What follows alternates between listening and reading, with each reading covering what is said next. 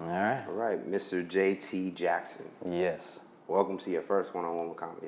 Appreciate it, brother. Thank you. Man, likewise. It was I was looking forward to this. You know, we made a trip to make this happen. It's just one of those. At least the story that we're going to be covering with you today is one of those things that I think people resonate with. Yeah, me too. Yeah. It deals with friendship. Yeah. It deals with love, marriage. It deals with many different things. But before we get into that, I definitely want to get to know who JT is, and how he ended up in this place of Hollywood where we're currently filming out of. So, from what I understand, you came from Missouri to Hollywood, and what year was that? Well, it was in 2002, late 2002. But from St. Louis, I joined the military first. So I joined the Navy, and I did about 8 years in there. But then from there, I moved from the state of Washington, which I was based at, to Los Angeles, California. So, with the Navy, what made you go with the Navy? Yeah. Well, look, I had a whole plan, man. I always wanted to be an actor. To be honest, California, I had no family out here, so I didn't know. I know the cost of living out here was high, so I was like, man, how can I get out here, pursue the acting career, and not struggle to move back to St. Louis? Right. And I had the genius idea I thought it was a genius idea, so I joined the military, because I was like, you know what? I'm going to make sure I get stationed out here. Okay. So therefore I have a way to, I have, 3 meals a day in the Navy. I have a place to stay in the Navy. Yeah, there was a real drawn out thing for me to get out here to do this acting thing. Copy. And so, didn't turn out the way I thought it was going to be. I thought I was going to be stationed somewhere out here, coming to find out that they didn't have a base. Well, one of the bases that they had, I forgot the name of the base that they had in Los Angeles, is shut down. Right. So I had to go to San Diego. Right. So, I did the pictures and all of that stuff. I took pictures, and I did the Hollywood thing, and I traveled from San Diego up to Los Angeles to try to audition. It was audition. To get agencies, try to get an agency and stuff like that, but that didn't work out because they said I have to always be available, and you can't always be available in the military. When you're in the Navy, I was constantly out at sea. I did 2 tours. I did both tours were in the Middle East, and the last tour, we were out on the water, man, for at least, I want to say a year on the water. USS Abraham Lincoln. I was stationed on the USS Abraham Lincoln, and it was a terrorist attack that happened back in 2000, October of 2000, called, I think it was called the USS Cole. Right. So we had to come to that aid. What's going on with family in this time frame? Because, you said you came out here with no family. Did they support this dream? Nah, my family old school. My dad computers. You need to work on computers. So he didn't understand my dream. He didn't understand it. But he understands it now, and he definitely is on board. But he wasn't feeling that, man. He was like, you better lead. He just real cut. Yeah, he don't care about none of this back then. Right. My mom was more forgiving. She was just like, all right, listen. Do what you love, but don't come back here. She told me don't come back to St. Louis because she knows if I came back, then I would be depending on her and all this other stuff. So I didn't come back because I didn't want to depend on her, or my father or my family and things like that. But yeah. So at some point, you kind of go through this process of you can't audition? Out here, right? Yeah, I can't audition. So what I did was I said, you know what, I'm gonna have to put my acting career on hold and just focus on the military. And when I get out, I'll make sure that I would, move to LA because I have the money to move to LA. I actually made friends in the Navy.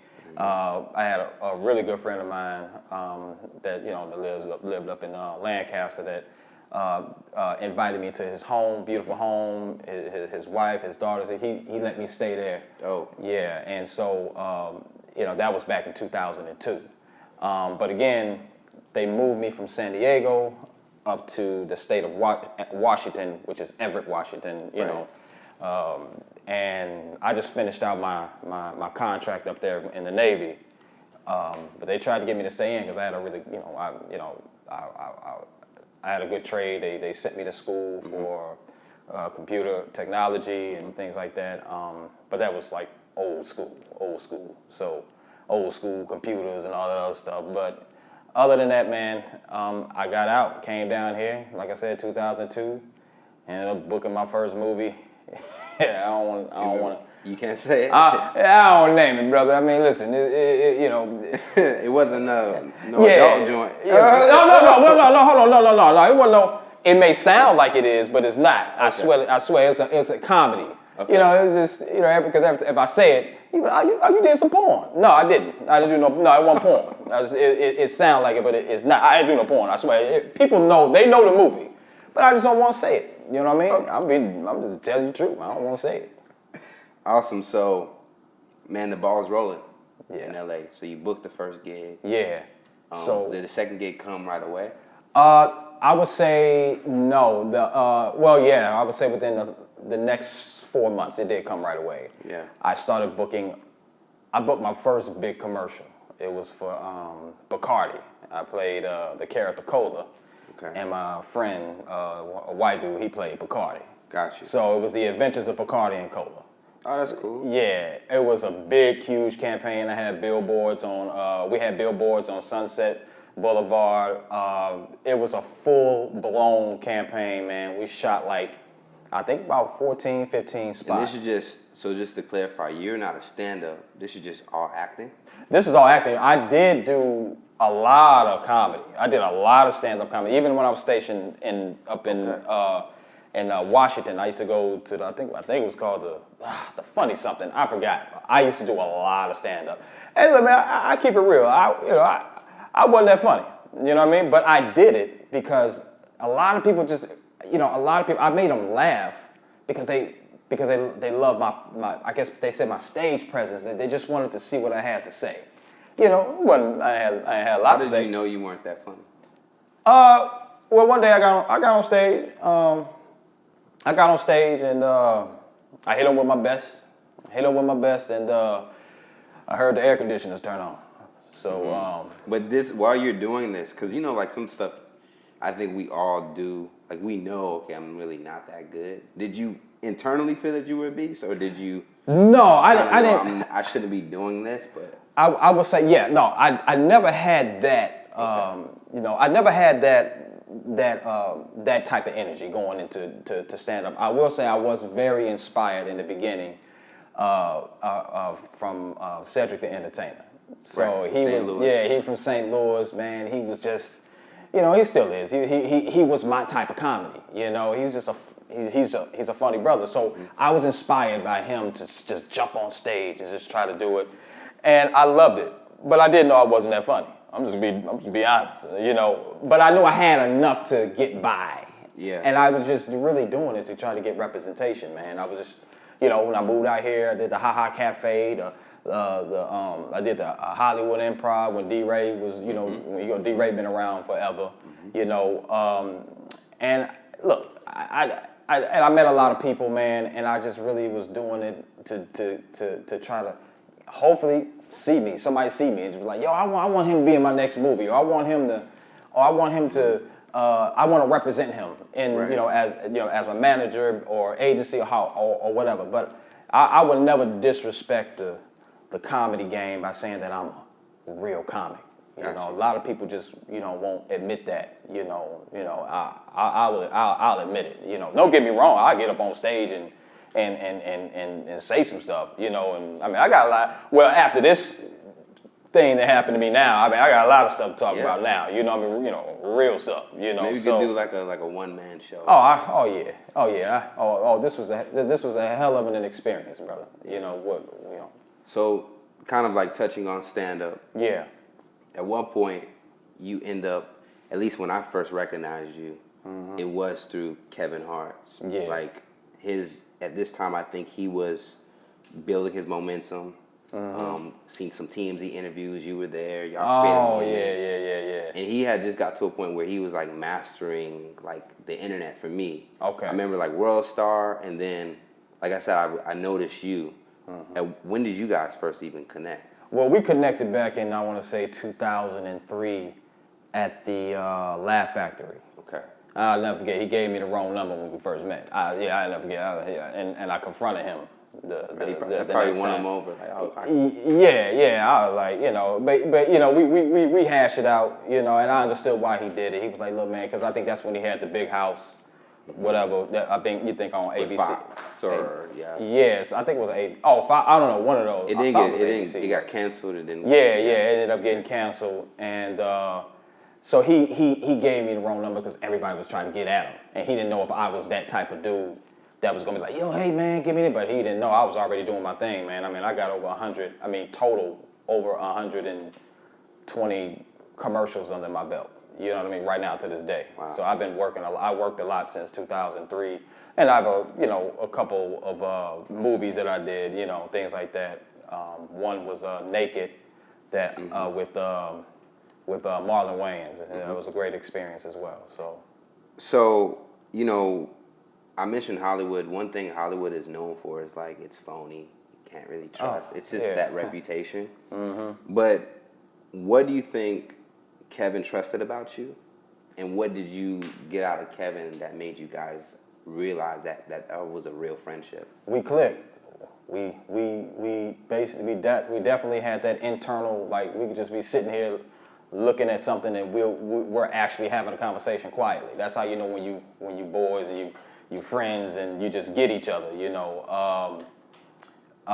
He messed with me because like anybody that knows me, they know my character. I mean, I've never deviated. I never did anything for people to look at me a certain way. Never. And we just had a good time. You know what I mean? We laughed. We had a great time. But in that space of because he's like climbing at this time, I think during your friendship. He taking off. Yeah. How is what's that energy like? Just to be kind of right there. Your friend is like becoming a mega, probably one of the biggest stars at that current time. Right, absolutely. So as he started to, because it was fast. You know what I mean? Everybody can agree to that. It was fast. So at the end of the day, I can just speak for me. I didn't give a damn what he was doing. Outside of that, we friends. You my boy. I'm your boy. We cool. You ain't none. It won't be no Hollywood. Can I just be? Like, it ain't gonna be no Hollywood shit with me. You know what I mean? Like it's just you just have to, stay solid like how when we met. And I'm gonna be honest. He was like that. And but he ended up liking. He liked the fame. He liked all of that, and I was happy for him. And still am happy for him. I mean, hey man, do you? You know what I mean? Get that work, brother. For sure. So as we move along, years go by, and then 2017. Yeah. The public finds out that a sex tape has leaked. And then at this time, Kevin jumps on social media to confront whatever he felt was happening to him. What's going on with you in this moment as his friend when you see this playing out? Well, I ain't gonna lie, I was disappointed. Still am. I'm gonna be dead ass. Still am disappointed in him. Him and I, we've been friends, since that happened, like a good 15 years strong. Strong. Like homie, you know my character. You're not gonna hang around somebody that for that long and invite them into your personal space, not just like whatever happened that weekend where we all had a good time, we all went out, he invited us all out, but he invited me, my wife, to his home. He took us to Mexico. We had, that was the type of that's how he looked at us, you know, and like I was just disappointed in, he just immediately, boom, sends out that tweet. Wow. Whatever else said, you know. Got you. Yeah, and I was just sat there and I was just like, really? You know what I mean? Like just like that, 15 years, you don't want to wait for the facts, you don't want to talk to nobody, you don't want to. So there was no call to you? No, and that was another thing. If you thought that I did something to you, and we're like this, and these accusations that they're accusing me, your boy, for 15 years, you don't want to sit down and talk to me, brother? You don't want to look me in my eye and be like, you know, like he never ever sat down and called me on the phone to say, yo, we need to talk, you know, and I just found that odd, you know. That's 15 years, brother. Come sit down with me. Talk to me. I wanted to talk to him. Like, yo, hey, you know, that none of that never happened. Till this day, none of that never happened. Wow. Yeah. So, again, I know he has his reasons. He got his team, you know. They telling him, you know, he's a megastar, you know. He can't get caught up into words and then now he may be liable for saying something and vice versa, you know, of us having a conversation that he may not want to have, you know. Right. So, but yeah, man, I was pissed, man. I'm gonna be dead ass. I'm still am, you know. I'm still am pissed, you know, about that. And I think, you know, the reason why we wanted to speak with you is because from our perspective, you know, we got to see your name thrown out there in headlines. Mm-hmm. Judas. Like Judas in the Bible, betrayed a friend. Oh yeah, Donkey of the day, like a lot of vile stuff has been said against you. The disrespect, yeah. And we'll get into that. And then as your team pushes forward with the case, you start seeing these other headlines very quietly. Mm-hmm. Charges drop. Yeah, very quietly. And that was quietly. So for us, it made me feel like, okay, there's still some missing parts in this. I'm glad this man. Mm-hmm. We learned about the internet. We're quick to kind of vilify you right away.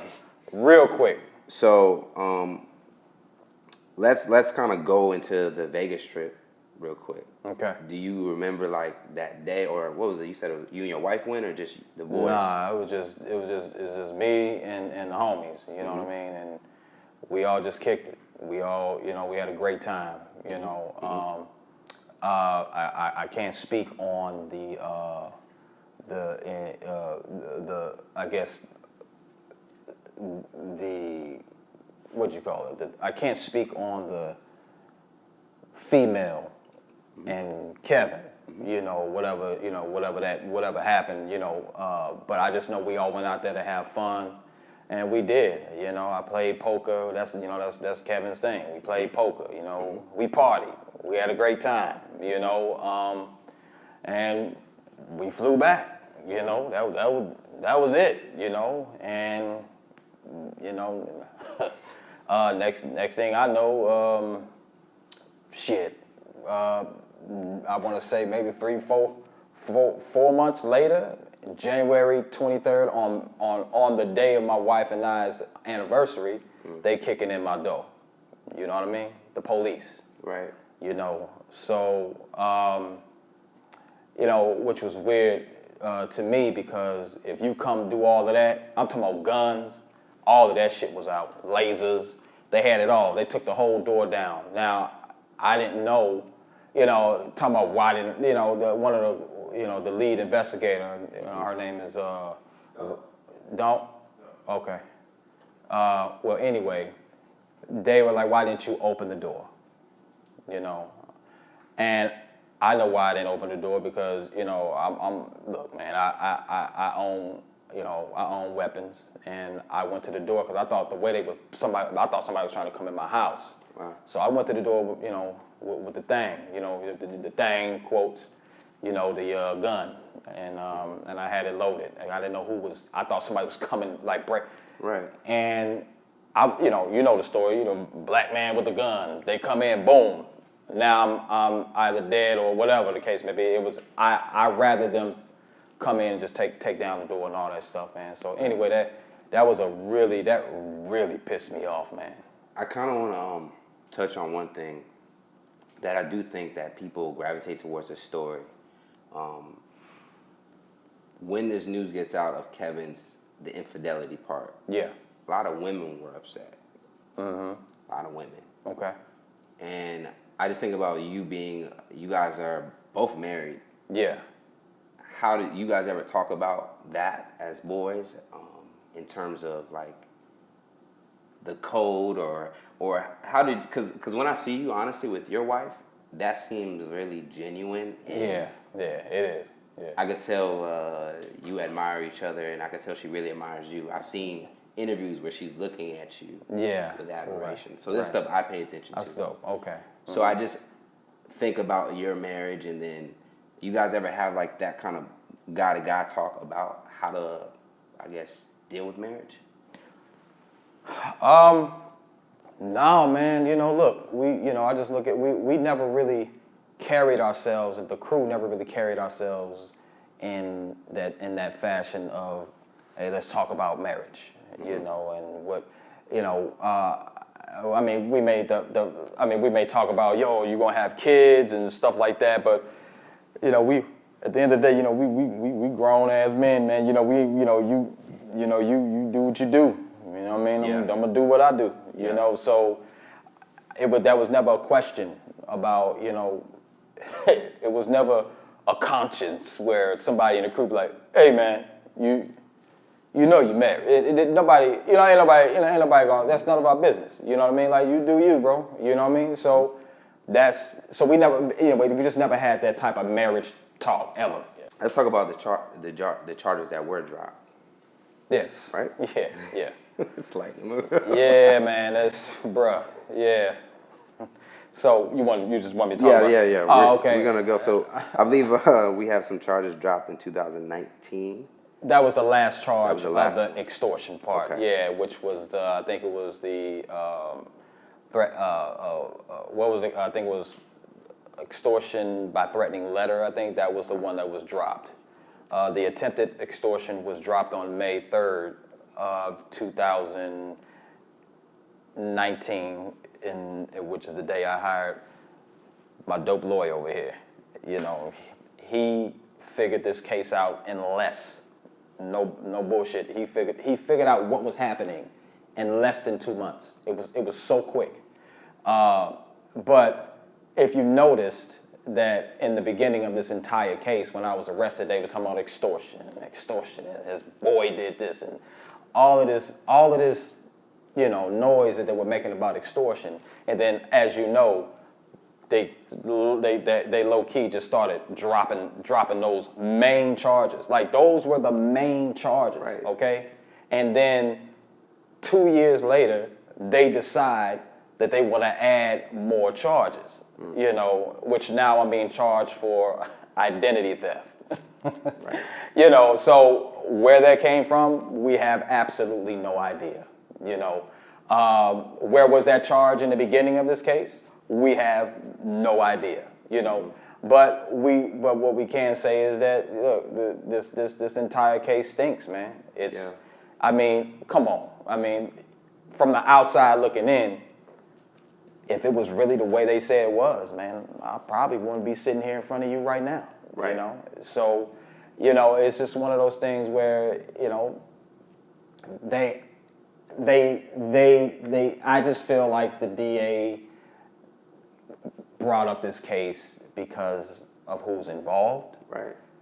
Who knows what their motives were? They probably wanted a book deal in the end, or they probably wanted to be, they probably sitting in some damn cubicle somewhere and probably getting laughed at by the college, You never know what their intent was, and just straight up concocting this bullshit case, man. Right. You know what I mean? Right. So when you mentioned you were framed, why do you think you were the person picked, or why was the blame put on JT? That, I would say, that's a question that you have to ask the DA.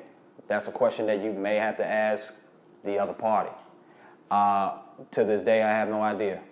I have absolutely no idea. Yeah. And You know, I mean, we're asking for evidence, you know, but they're just not giving it to us. You know, that's just so, you know, that's just what we're dealing with right now. Is your time in Hollywood, right?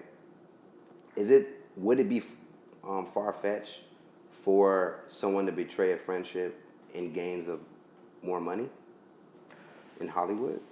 Would you say, would it be far-fetched? No, Yeah. I mean, it's a lot of, call it suckers. You know, there's a lot of suckers out there that do that, you know, that would do that. You know what I mean? But I'm not cut like that. So I definitely Well, I'm wouldn't know how saying to. someone that would make up Oh, a story to gain more wealth. are you saying that, Like Jussie Smollett. I was about to say that. I didn't, you know, I you know, look, I guess we've seen strange things, and I wouldn't, you know, I don't know, man. I don't think that, I don't know. I don't see why somebody one would do it, but, you know, but again, that question still ventures over to like that civil suit. You know what I mean? So I can't really elaborate too much on that. Okay. I want to talk about your arrest. This is the first time Bruh, yes. that you've been arrested. Yeah. What's going on with the missus while this is? Was she there at the house? Nervous wreck. Yeah, she was a nervous wreck. So so they sent me up because you know, I'm like, I want my equipment back. You know what I mean? They came, kicked in the door, took all my computers, did all this. They had my joint for 3 months. 3 months. You know what I mean? So I'm like, yo, I want my stuff. Yeah, well, you can come down and get it. You know, I'm gullible. I'm going down, but I had my boy, my right hand man, with me. He had his run in with the law, so he knows when shit ain't right, you know. And I'm like, nah. He was like, yo, I just wouldn't go down there, man, because, you know. And so I had him ride with me, thank God. So he rode with me downtown to the Hall of Justice. That's where they were, you know. And I pull up to the gate, and the sheriff or whoever was at the gate was an asshole. He was like, get on out of there. You ain't supposed to be parking there. And I was like, yo. I'm just here. I was told to come down here. You know, I'm to pick up my stuff. And get out of here. You know, he said, who you here to see? And I gave him the name, and he made a call. All of a sudden, he was like, oh, hey, yeah, come on. No, you know, we got a space for you right on over here. My boy was like, don't you go in there. Don't pull in, don't pull in. I was like, man, I'm just picking up. Anyway, I pull in. I leave him in the lobby area. They took me upstairs, and man, that was it, brother. They ended up just interrogating me and just straight up asking me these dumbass questions, man. I was just, hey, look, I don't know what the fuck you're talking about. I had nothing to do with it. That's what it is. Right. You know what I mean? So they got pissed. They put the cuffs on me. Took me to Twin Towers, bro. Took me to Twin Towers, and I was, you know, the processing was so just draining. The process, just to get you processed in. Right when I walk in, a fight break out. I was just like, yeah, come on, like really, like right now, like they just started banging. Right. Everybody had to get all on the floor and shit. So I got on the floor, and then we had to jump in the showers and all that. You know, that part, I wasn't worried about anything like just being in jail or nothing like that, because I was in the military, man. Like we a lot of the military training, you gonna shower with the fellas and all this stuff. And I'm just, you know, I ain't doing it. You know, I'm just sitting down looking up at the ceiling. You know, it was some weird people in there, man. You know, but a lot of people they recognized me. That was the most embarrassing part. You know, they what I mean? recognized you with the incident. No, they just recognized me. No, because the incident wasn't public. It wasn't public yet, but it was a lot of Crips in there. A lot of Crips. I mean, I'm not affiliated with nothing. You know what I mean? But you know, but they showed me mad love in there. They like, cause you go through different, like I want to say cells before in processing. You got to go here, and then you got to go there, you got to go there, and and I just heard somebody slap the glass. And I turned around, it was about like 7 Crips. They were like, I was like, I just gave them a thumb up, you know what I mean? They was like, you that dude, talking about, and I just said, yeah. And they was like, I told you. I heard them yelling and stuff. And so they came in, they showed me love, man. And they told me, I don't know jail talk or processing talk. They said, so yeah, they were just telling me the ropes. They would say, hey man, so listen, you're gonna get in, they're gonna process you, and he said, you may stay here at Twin Towers, or you may have to go to Wayside. That's out in I want to say out by Magic Mountain or something. And he said, they're gonna ask you what they say. What are you, if you affiliate? Are you affiliated with something? I forgot the word that he used, but it threw me off, man. I'm trying to think of the word. It was crazy because to him it made sense. Man, I can't even remember, man. I that's crazy. But anyway, of course I said I'm not. He said, and then he kind of looked at me. He didn't want to kind of make me sound like no punk or nothing. But he said, man, I can look at you and tell that you ain't about that life. Right. So I know you ain't affiliated with nothing. So as this is happening, I think Naked, Marlon Wayne's movie, did that come out yet? No, that came out that came out in November. I want to say either late. No, I filmed in 2016, so it came out in 2017. Okay. Yeah, it came out. So that already had happened. What had already happened? The movie? Yeah, the movie had already happened. We filmed that in South Carolina. So, just like, what's going in your mind? Okay, you lose out where friendship seems to have now fell apart. Oh yeah. Your career, your name, yeah, has been torn to shreds. Yes. How are you? Like, where are we mentally? Man, me and my wife, we numb to it, man. We in the process, where were you mentally? They arrest you, the charges, like where were you? I was in a dark place, brother. Very dark place. Not like, let's just say I was in a dark place. Not saying that I was gonna do something to myself, but hey man, look, I didn't know what was going on, bro, and I just was not in the right mind. I'm just, people can try to put, people maybe can put together what they think that I'm trying to say, but I'm not gonna say it out loud. But I was pissed, and if I didn't have my wife, and if I didn't have God. Hey, who knows, man? What was she telling you during this process? How did she comfort you? Oh man, she was just like, just there for me, man. Like she's like, babe, God is in control. She kept my mind off a lot of things, man. She made sure that she was just very hands-on with me, and I love her and I thank her for that, because there was times that I wasn't making sure she was good as well, and because she's going through it as well, she lost friends because of this shit, and I'm just like, like my wife is, you just don't not want to be her friend, but we know who are the ones who, I would say, although that this situation was bad, but it was also a good situation because we were able to wean out people that we call friends.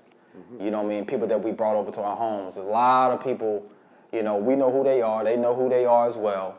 It was just one of those things that, I'm glad we got that person out of our life, because they were just opportunists, and we don't want that type of energy around. Yeah. Did you ever cry over this? Yeah. I did. Yep, right in the beginning. I let it out. Yeah. Yep. What was the main thing what was the main thing you were thinking about that would make you cry about this incident? I cried because people actually, like a friendship just crumbled, just like that. On top of I was being torn apart for something I had nothing to do with. You know what I mean? You know, so I cried because of that. I cried because now my wife is involved. You know, with the mess that I'm just gonna say that the DA put together. You know what I mean? You know, they put the shit together. So, yeah, I cried once. Okay. Yeah, that was it. It's one good boo. One good one. And then I stood up, took that deep breath, and gave my wife that look. Like she'll never see it again. Which she had. Also, it was with you and your wife. No, my mother-in-law was there. Okay. She caught them tears. It's okay. I mean. Yeah, I ain't want that to happen, brother. But I think that, you know, that's where, you know, at least for me, like, I empathize with you. Yeah. Where, you know, these charges are being dropped, and it's now revealing that the stuff that people were calling you may not have been outrageous. Well, clearly wasn't fair. Right. To blast that in headlines. Yeah, I got threats. I got, you know, again, you had Wendy Williams when it actually happened. You had her just, you know, just unprofessionally putting out a low-key hit out on me. You know what I mean? And you just had a lot of people just talking mad. Like so many people were talking crazy that you would think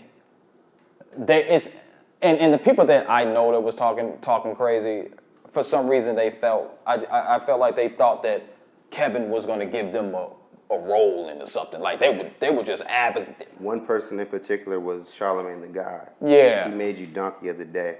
I'm gonna play his what he said. August of 2017, and are also trying to sell a video of the Jumanji star in Las Vegas with a woman to numerous celebrity news websites. If convicted, Jackson faces a maximum sentence of 4 years in prison. Niggas, I tell you.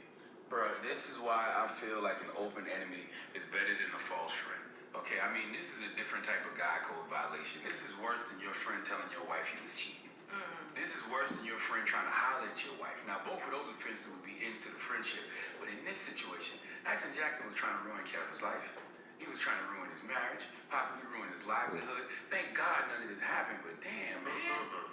Jonathan Todd, Kevin supposed to be your guy, a man you considered a friend. Y'all got several selfies together, okay? And you were willing to lose your friendship, possibly cause Kevin to lose his marriage and have people around you lose all respect and integrity for you because you wanted to extort your man, your guy, for some money? Crazy thing is, the Kevin Hart I know would probably have given you some money if you really needed it because you sound desperate, okay? Well, not 17 million. I know 17 million, but still a little change, you know what I mean, to help get you through.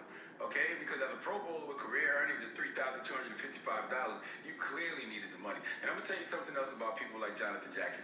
Any friend that turned into an enemy has been hating since day one. You've been jealous and envious of Kev for as long as you've known him, off of however long Kev's been popping. Okay, because this wasn't just an extortion plot. You was trying to ruin Kevin's life. Now I know what you're saying. I'm gonna stop it there. Yeah. Ruin his life. Yeah. That was pretty extreme. Yeah. I think naturally people went under the assumption that because Kevin is the bigger star, and I've seen this happen. Yeah, of course. That the guy that maybe still be trying to find his way or may not be as big wants that, envies that, feels some type of way about that. What's your direct reaction to seeing Charlamagne say that about you? Well, it's funny that Charlamagne would just dive into it without knowing the facts of the case. I mean, I just feel like people like him, look what happened to him 2 months later. You know, he got accused of some rape, you know? Worry about your own shit, brother. You know, and I know he wouldn't like for someone to just be like, yo, you did it. You know, you raped her or whatever. You know, with what I'm going through, like, I don't care what I hear in the media. I don't care. I'm waiting for the facts, brother. And that's what you learned out of this. Oh, I learned that. Because I do want to be fair in thinking like what you've been accused of. Yeah. Do you understand people's frustration if it were to be true? Absolutely, I sure do, 100%. Best friend. Right, and they don't. Right. You know, because I would like to say some other things, but I can't. But let's just say this. The docuseries that Kevin came out with this past year. You know, evidently they're talking about me in episode 3 because my name was just plastered all over the damn whatever the screen. I saw the reactions of all the people that I used to hang out with. You know, his trainer, you know, Wayne, Spank, Ronald, which his name is Boss, that's his trainer. Mm-hmm. I'm looking at, and even Harry, you know. So I'm looking at him, you know, and I want to be mad at him. You know what I mean? I want to just be like, you mother, like I've been around y'all a long time to know that I didn't do no shit like this, period. A long time. But I know why they doing it as well. You know, that's they you know, hey. I was never on the payroll with Kevin, period, ever. You know, did he look out for me? Oh, yeah. I never take that away from him. I told him, I said, hey, man, listen, but you looked out. Like, Kevin looks out, you know what I mean? So I had a career going already, you know, so I didn't need to extort anybody. You know what I mean? Me and Kevin was on great terms. He always made sure I was good. You know what I mean? And you also have to ask yourself the question as well. Kevin made one comment, tweeted one thing, you know, which pissed me off. But you never heard nothing else about it. They never went in on me anymore. Nobody said nothing, you know. But I don't blame the crew, Kev's crew, because they're going off of what they've been told. Right. You know what I mean? They're going off of what. So I'm not mad at them. You know, I'm upset with Kevin because of, you know, because of this. But outside of them, I really ain't got no grudge against Kev. You know what I mean? He did what he did in regards to what's happening to me. Mm-hmm. You know, because of business. Who knows? It was a business move. Yeah. I'm talking about business like meaning that his people told him, stay out of it. You know, don't say nothing.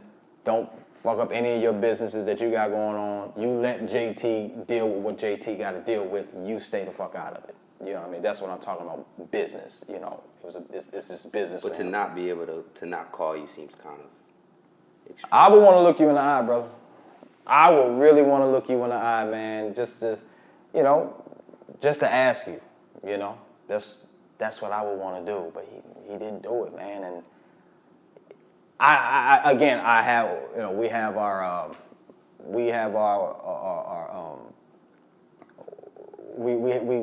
know why. You know, they probably didn't call me, you know, but I want to talk to you. You know, I want to talk, not him. I'm talking about, I want to talk to you. If you were my boy for 15 years, I got to sit down close. I got to lean in and say, and ask you, yo, what's up with this, man? Like, nigga, tell me that this ain't happened. Like, tell me you didn't do this. You know what I mean? He had none of that conversation with me. Not one time, no phone call. No phone call, no nothing. We haven't talked. We haven't spoke. That's definitely unfortunate. And thinking about that mental, I call it, mind fuck. Yeah. Had to be in terms of that to take place. Yeah, I mean, yeah. Now, one thing is, what I did notice is let's kind of talk about outside of moving life now. Your Instagram is private. Oh yeah, I'm thinking about unprivating it now. Yeah. Is that mainly due to just like I gotta keep myself secure or safe? I don't know what. Yeah, I did that because my wife, you know, we were very open. She sees everything, and We don't have the relationship where she like, let me see me, like we have, like we just had a, look, let me see, let me do this, and she saw all the threats, she saw all she was tired of seeing it, What was like a crazy death threat that you got? I didn't get no, well.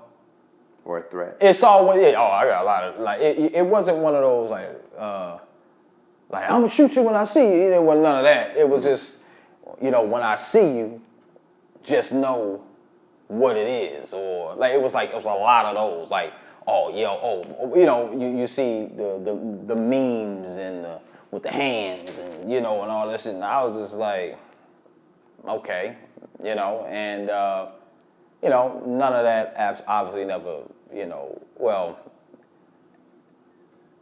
so I saw somebody a while ago, long time ago, like years ago, kind of like, I don't know what he was up to, but, he looked a little suspicious or something, like they knew what it was. They knew who I was. They knew, they knew. You could just tell, like, by the energy, you know what I mean? So, of course, I was in an area to where nobody, they'd be a fool to try to do something, but at the same time, I was just pissed that they was just like, like mentally, just to see somebody trying to come at me like that, I was just like, man.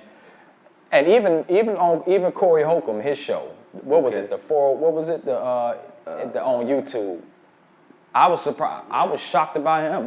Like me and him, I thought me and him were dope. He went in on me. Right. Straight up went in on me, bro. And him and some the 5150. 5150. Yeah. Went in on me, bro. I'm just like, then lied and talking about can't pay for all my boat. Like, bruh, like, I filmed over 100 and something commercials. I don't need Kevin to pay for none of my bowling shit. Like, it was just some sucker shit, brother. He just did a lot of sucker shit that I'm just like, man, I thought me and him never, ever had any type of beef, ever. Right. And I still ain't got beef with him. I know why he did it. He did it for ratings. Linnell talked to Oh, Linnell. Oh, yes, thank you. Linnell showed me mad love, of course, before. Like, I'm just looking at all of these clowns. You know what I mean? Just saying, making these threats and talking mad shit. All because I'm just looking at them like, Kevin's not going to put you in shit. He ain't going to put you in nothing. Stop it. You know what I mean? So, it's funny to me when people just say what they going to do to you if they see you. Like, I ain't going to be doing shit. Like, I'm just going to sit there. I think that's, because I don't know, just in, like, getting to know you, you seem like a very genuine person. I don't know if it's Missouri thing. This is just me, and you come to a place like Hollywood, and not everyone's intentions well. So if you're an honest person, yeah. Because I've talked to people before that, like, that maybe have been backstabbed by, like, bigger names. Yeah. They come on our platform and told us that. And these people are all like, yo, I thought that was my guy. So do you think maybe if your demeanor was different, that certain circumstances could be avoided? Do they see you as a nice guy and, like, they could take advantage of you?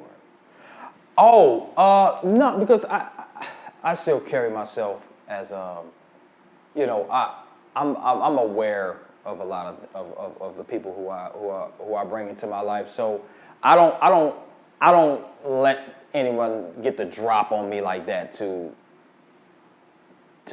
come at me and use me in any type of way. I mean, if that's what you were. Yeah, I'm just because I'm a more so a person that can see someone's character a little bit, and you seem to be just like not overthinking what you're telling us and just kind of like being yourself. Yeah. Oh yeah, man. And then Yeah. So yeah. I'm gonna last couple questions. So what happens after the charges are dropped? What have you been up to? Like, where did you go? Did you disappear? Did you get back on set? Man, I was delivering food. Postmates. Why is that? Because I can't book nothing. You know what I mean? Okay. Yeah. So that was an assumption. But, yeah, what happens? You get out of jail. Yeah. Oh, I laid low for a while. I had a couple of court dates after that. I was with another lawyer at that time, but you know, him and I we parted ways because you know he had other things going on, so I didn't, you know, I wanted to go with somebody that can actually dive into my case, and you know, we parted on good terms. So then that's when I hired my man over here, Jacob Glucksman, and he sure showed me, like I said, if I would have hired him first, I'm just being honest, I really feel like this case would have been over before any, like it would have been cleared, I would say within probably like 2-3 months. But because of who I had, I think this case was just too overwhelming for him to handle. But I did kind of go off. I forgot what we were talking about. No, totally fine. Okay. And I'm gonna, if Jacob is down, I'll bring him in shortly to kind of talk about what's going on currently. Yeah. But my question for you was like walking the audience through. Right. You know, you're over 100 commercials. Yeah.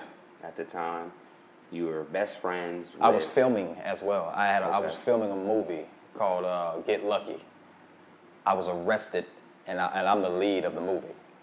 So what, like that to me, because Hollywood is about reputation. Yeah. Entertainment is about reputation.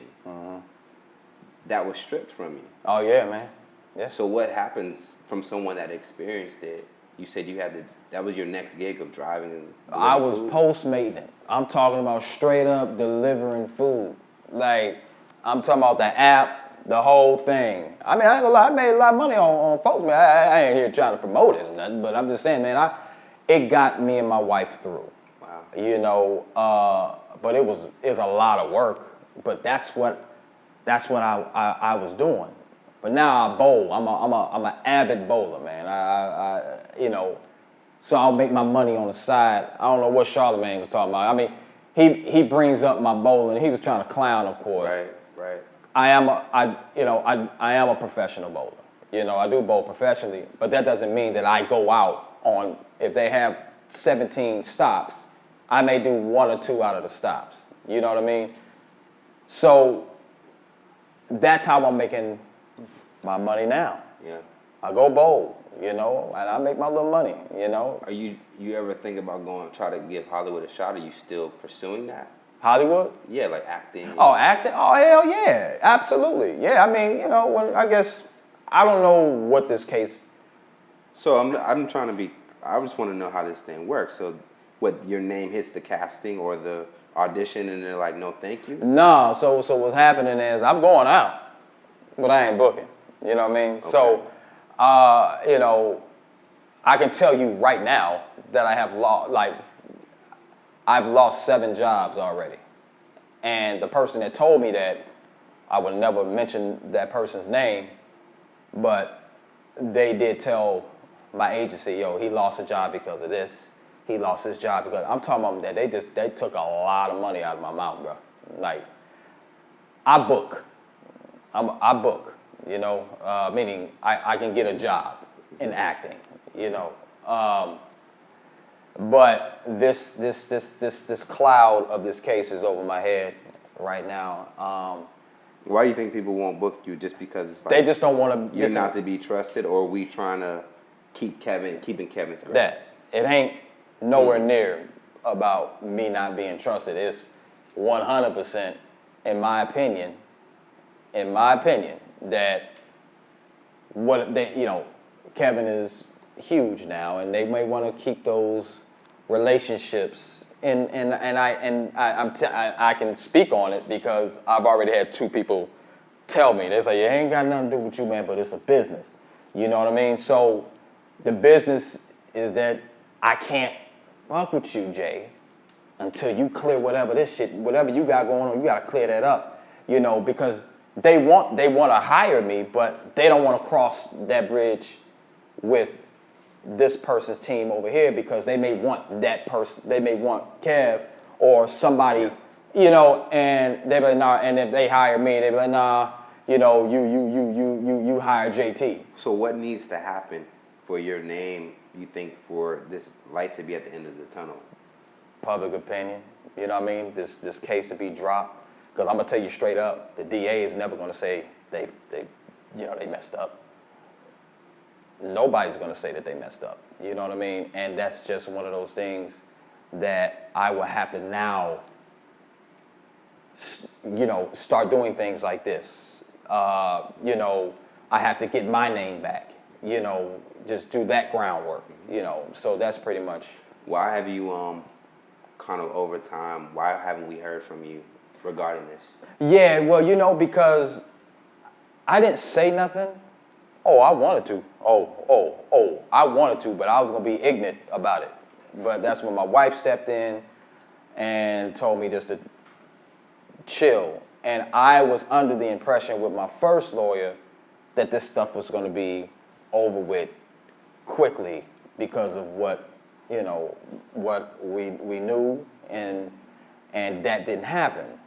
So then a year goes by, I'm like, I want to say something, but then now I think the case was kind of like dwindling, and if I get out there and say something, somebody's gonna be like, "Oh man, shut up," you know what I mean? Or because we didn't have the receipts that we have now, so we can just show, because if I'm just coming out like, I ain't do that, like, man, whatever, man. The cop said you did it, so you did it. So I didn't want to look like a fool by just jumping out by saying anything about the case.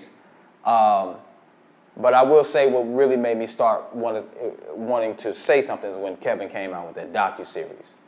And I was just like, really, homie? Like, really? And the things that they put in it just pissed me off. Yeah. Period. And the docu-series was related around the tour. Yeah, where he got into like a altercation with his trainer. That one. Right. Yeah. In terms of Kevin, let's talk friendship, and this is kind of one of my closers. Okay. You mentioned something of wanting that conversation. Yeah. You still desire that conversation? Yeah, I do, but no time soon, brother. Now, I don't want to. When I say that conversation, that door is closed on this. Like, it ain't no, we ain't got to talk about nothing right now. You made your choice, bro.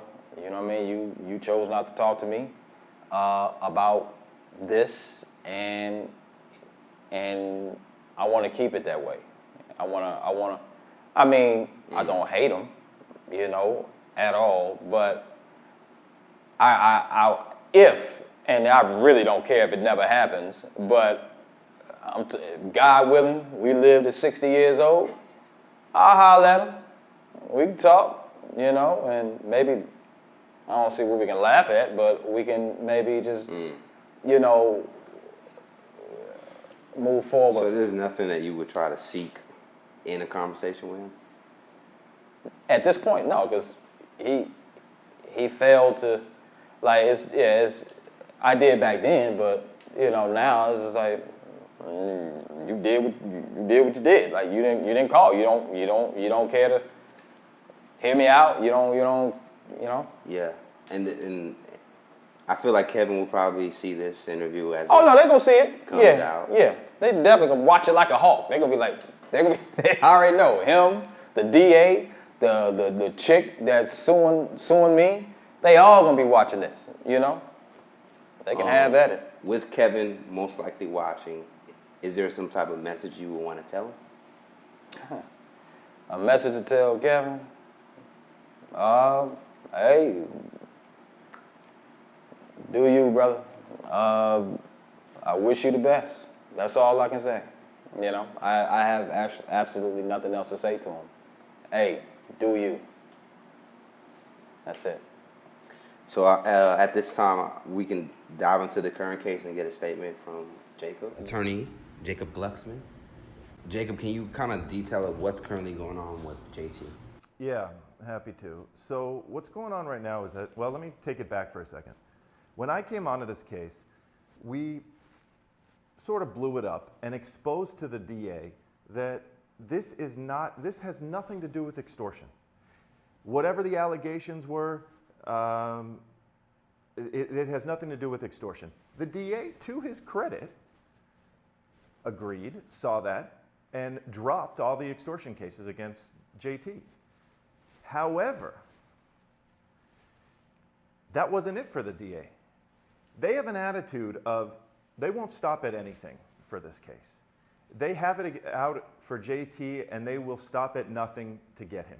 And that's what's very problematic about this case, because, and that's unique to Los Angeles especially, because what we have going on right now is a celebrity case of celebrity justice, where you get one of the biggest stars in the world who is getting his own set of law enforcement and prosecutor and judge and justice system against someone who he feels did wrong by him. And that's not okay. We can't stand for that anywhere in our system.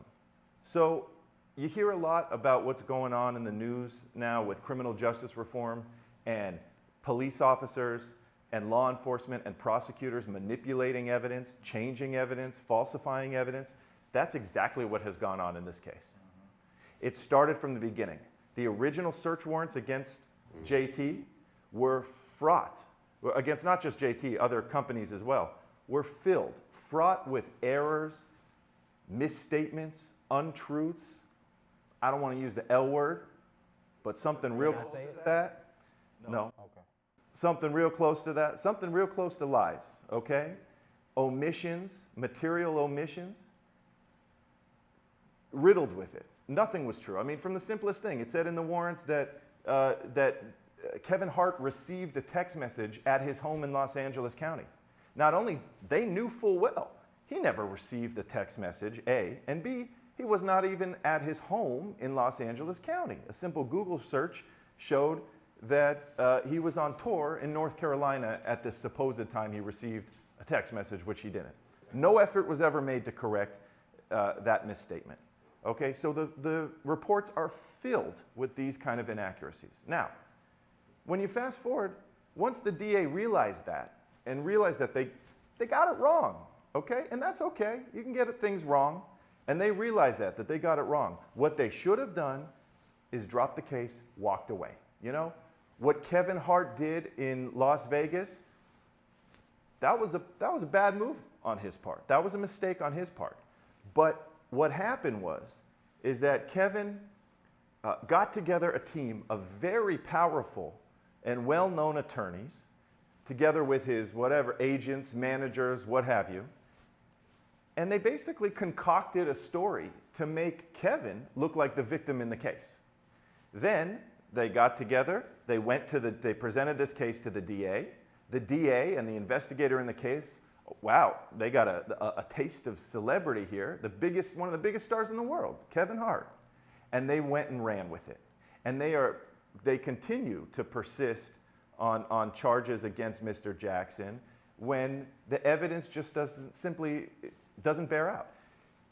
They have gone so far as to literally make up a charge against him. And when you talk about what's going on in the world right now, when you have rapists and murderers and drug dealers and street robberies going on, here you have this man who served our country who has absolutely no criminal record, and you have law enforcement and the criminal justice system doing everything they can to pin charges on this man. And that's not okay. And we need to stand against it. And we need to stand up for it. And you know what? Kevin Hart, I wish him well. He made a mistake that weekend, but for him to go and make himself the victim of a crime that never happened, that's not okay. And I think when it boils down to it, we're going to have 12 people sitting in a jury box who are going to agree with that this man did nothing wrong. Yeah. Is this, so just to clarify, the current charge is identity theft? That's the last one? Yeah. The DA has really twisted the specific words and language of the identity theft charge, the statute here in California, to really narrowly fit allegations in this case. And there is no case with similar facts and circumstances that sets a precedent for this, nothing that they can point to. And he's also charged it as a felony offense where this man could face state prison time. if convicted. But fortunately, we know that, that's not going to happen. Yeah. Why do you, and just real quickly, why do you both can answer, think that these charges being dropped kind of happened so quietly? I think it was a little bit of pie in the face, a little bit on the DA's part. But like I said, I give the DA credit for realizing that he had a legal problem with the case. However, and I will tell you this, I don't know if JT can tell you or even knows this, but like I just said, you have a case of celebrity justice where you have a very powerful celebrity with a team of high profile and high powered attorneys and agents and managers putting pressure on the district attorney's office to pursue charges. Because the stronger they go against JT, the more of a victim Kevin Hart becomes. Honestly, my take on it is they thought that I was just this black dude that couldn't afford a lawyer, and they probably rolled the dice and thought I was going to get a public defender. No offense to public defenders, but they made so much noise in the beginning. Maybe due to perp walk. We got the guy. Kevin put out the Twitter, and it was this big thing, and again, like how he said, now it's the pie in the face. It's just like, oh shit, now they can, but it will make them look, extremely bad, and they probably thought about some lawsuit or whatnot if they just come out and say, oh, well, we made a mistake, Kevin was never extorted. And by that time, Kevin had shifted the narrative. This started out as a man who cheated on his pregnant wife on her birthday weekend in Vegas. That's how the story was run for a long time. And Kevin's team was successful in shifting that narrative to Kevin being the victim of something that happened in Las Vegas. And they weren't about to risk going back to Kevin going back to being that guy who cheated on his wife. Absolutely. 100%. Right. And just lastly, and to wrap this up, what was your reaction to when you got official word that the charges were dropped against you? Where were you? What were those reactions?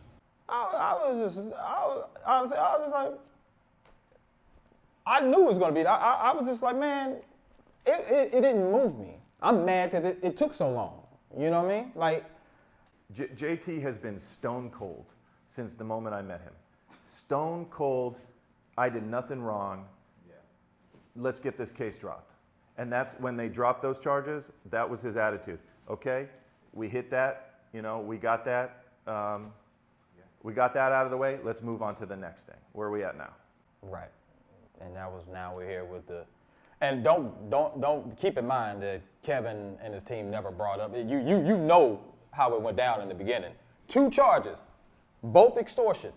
Biggest one. The biggest one, but those were the only ones, in the beginning. Okay.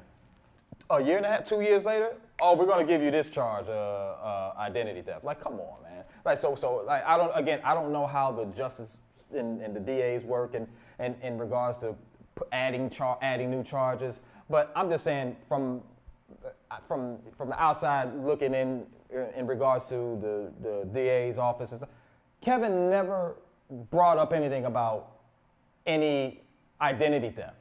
You know what I mean? Mm-hmm.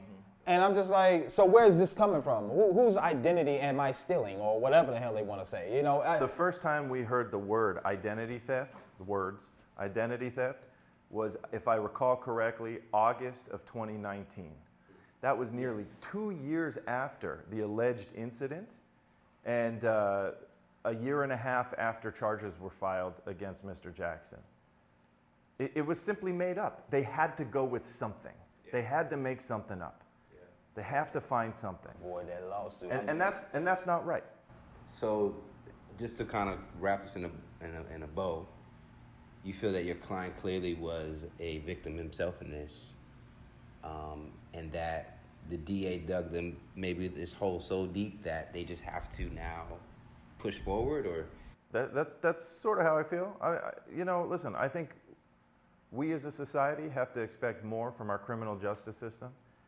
And we live in a day and age where we're looking from the outside in at the criminal justice system, wanting reform, wanting change, and this highlights it. He deserves that. He deserves to be the product of change here. You have a case that did not bear out the way they thought it would. Be a man about it. Dismiss the case, let this man go home to his loving wife. They miscalculated him. Yeah, they miscalculated him. They, you know, again, no shot at my old lawyer, but I think they thought they can get over on him. I appreciate that, but let me tell you something. If it was not Kevin Hart who was at the other end of this, if it was Joe Schmo versus Joe Schmo, they'd say, case dismissed, good luck to you in life. But that's not happening here. Yeah. Jacob, can you kind of detail what's currently going on with JT? Yeah, happy to. So what's going on right now is that, well, let me take it back for a second. When I came onto this case, we sort of blew it up and exposed to the DA that this has nothing to do with extortion. Whatever the allegations were, it has nothing to do with extortion. The DA, to his credit, agreed, saw that, and dropped all the extortion cases against JT. However, that wasn't it for the DA. They have an attitude of they won't stop at anything for this case. They have it out for JT and they will stop at nothing to get him. And that's what's very problematic about this case. Because, and that's unique to Los Angeles especially, because what we have going on right now is a celebrity case of celebrity justice, where you get one of the biggest stars in the world who is getting his own set of law enforcement and prosecutor and justice system against someone who he feels did wrong by him. And that's not okay. We can't stand for that anywhere in our system. So you hear a lot about what's going on in the news now with criminal justice reform and police officers and law enforcement and prosecutors manipulating evidence, changing evidence, falsifying evidence. That's exactly what has gone on in this case. Mm-hmm. It started from the beginning. The original search warrants against JT were fraught, against not just JT, other companies as well, were fraught with errors, misstatements, untruths. I don't want to use the L word, but something real close to that. No. Okay. Something real close to that. Something real close to lies, okay? Omissions, material omissions, riddled with it. Nothing was true. I mean, from the simplest thing, it said in the warrants that Kevin Hart received a text message at his home in Los Angeles County. Not only, they knew full well, he never received a text message, A, and B, he was not even at his home in Los Angeles County. A simple Google search showed that he was on tour in North Carolina at this supposed time he received a text message, which he didn't. No effort was ever made to correct that misstatement. Okay, so the reports are filled with these kind of inaccuracies. Now, when you fast forward, once the DA realized that, and realized that they got it wrong, okay? And that's okay, you can get things wrong, and they realized that they got it wrong. What they should have done is dropped the case, walked away, you know? What Kevin Hart did in Las Vegas, that was a bad move on his part. That was a mistake on his part. But what happened is that Kevin got together a team of very powerful and well-known attorneys, together with his whatever agents, managers, what have you, and they basically concocted a story to make Kevin look like the victim in the case. Then they got together, they presented this case to the DA. The DA and the investigator in the case, wow, they got a taste of celebrity here. One of the biggest stars in the world, Kevin Hart. And they went and ran with it.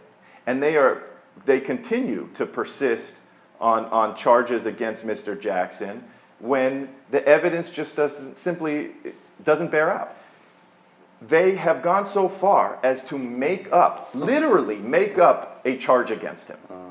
And when you talk about what's going on in the world right now, when you have rapists and murderers and drug dealers and street robberies going on, here you have this man who served our country who has absolutely no criminal record, and you have law enforcement and the criminal justice system doing everything they can to pin charges on this man.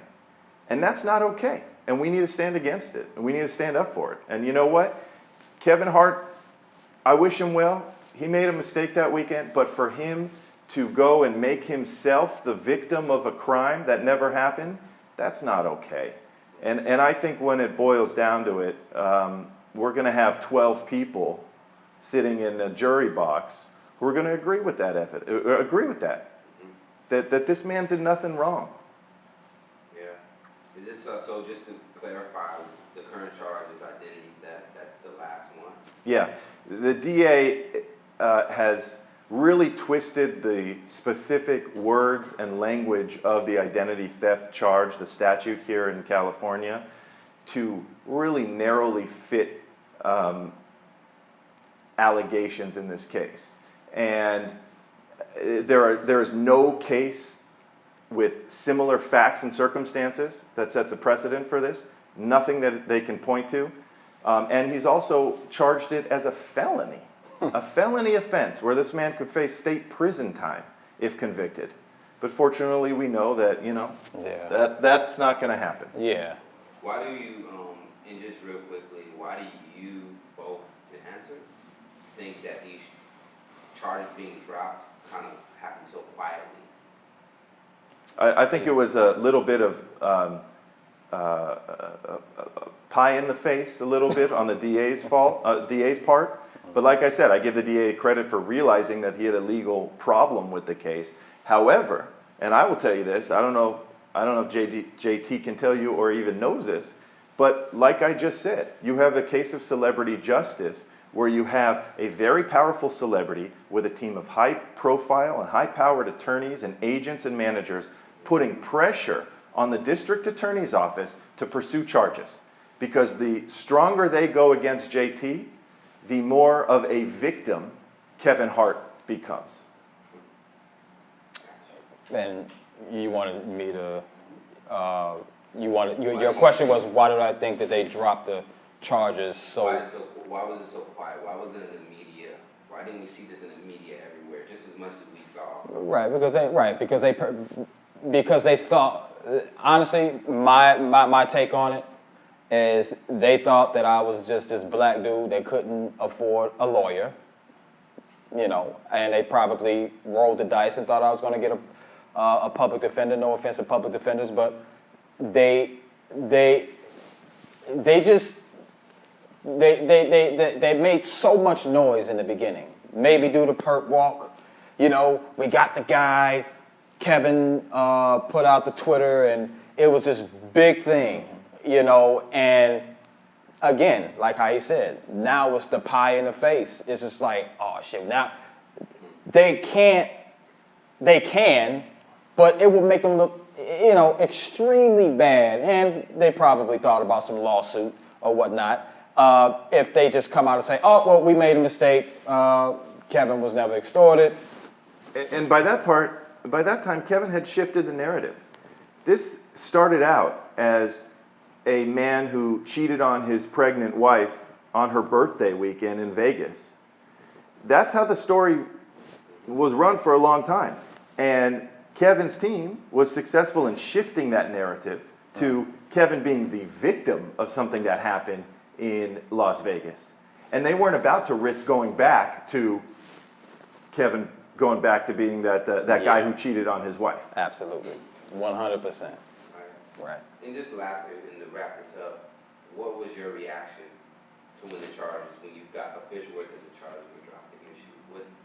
Where were you? What were those reactions? I was like, I knew it was going to be. I was just like, man, it didn't move me. I'm mad that it took so long. You know what I mean? Like, JT has been stone cold since the moment I met him. Stone cold. I did nothing wrong. Yeah. Let's get this case dropped. And that's when they dropped those charges, that was his attitude. Okay, we hit that, You know, we got that. Yeah. We got that out of the way. Let's move on to the next thing. Where are we at now? Right. And now we're here with the, and don't keep in mind that Kevin and his team never brought up, you know how it went down in the beginning. 2 charges, both extortion, okay? The biggest one, but those were the only ones, you know, in the beginning. A year and a half, 2 years later, oh, we're gonna give you this charge, identity theft. Like, come on, man. Like, so like, I don't know how the justice and the DAs work and in regards to adding new charges, but I'm just saying from the outside looking in regards to the DA's office and stuff, Kevin never brought up anything about any identity theft. You know what I mean? Mm-hmm. And I'm just like, so where is this coming from? Whose identity am I stealing, or whatever the hell they want to say? You know, the first time we heard the word identity theft, the words identity theft, was, if I recall correctly, August of 2019. That was nearly 2 years after the alleged incident, and a year and a half after charges were filed against Mr. Jackson. It was simply made up. They had to go with something. Yeah. They had to make something up. Yeah. They have to find something. Avoid that lawsuit. And that's not right. So, just to kind of wrap this in a bow, you feel that your client clearly was a victim himself in this, and that the DA dug them maybe this hole so deep that they just have to now push forward, or? That's sort of how I feel.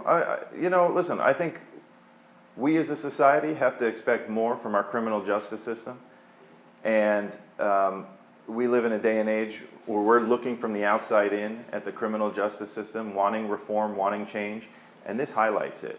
He deserves that. He deserves to be the product of change here. You have a case that did not bear out the way they thought it would. Mm-hmm. Be a man about it. Dismiss the case. Let this man go home to his loving wife. They miscalculated him. Yeah, they miscalculated him. They, you know, again, no shot at my old lawyer, but I think they thought they can get over on him. I appreciate that, but let me tell you something. If it was not Kevin Hart who was at the other end of this, if it was Joe Schmo versus Joe Schmo, they'd say, case dismissed, good luck to you in life. But that's not happening here.